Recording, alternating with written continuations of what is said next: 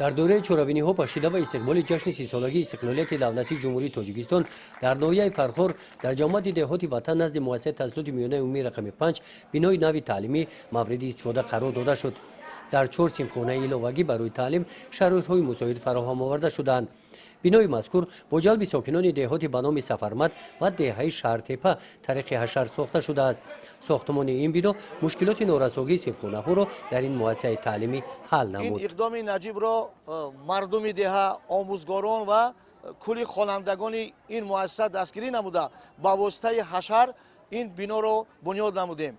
در آینده این اقدام نجیب سازنده و بنیادکارانه را ادامه خواهیم داد و بهر سزاوار استقبال گرفتن جشن بزرگ دولت و دولتداری ما 30 سالگی ایالت دولتی تاجیکستان و سالهای 2019 سال 2021 سالهای رشد دهات و سیاحی و هنرهای مردمی اقدامهای نجیب و سازنده و بنیادکارانه را پیگیری خواهیم نمود.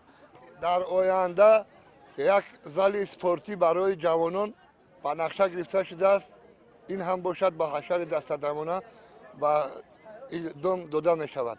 در مراسم رسمی گشوده شدن بینای نوی تعلیمی رهبریت ناحیه اشتراک نمودند و شرایط تحصیل خوانندگان از نزدیک شناس گردیدند. در جامعه ایدانه بخشیده به مورد استفاده قرار گرفتن بینای نوی تعلیمی رئیس ناحیه فرخور برای سهمگذاری در کارهای آبادانی و سازندگی و ساکنان دهات اظهار سپاس نمودند.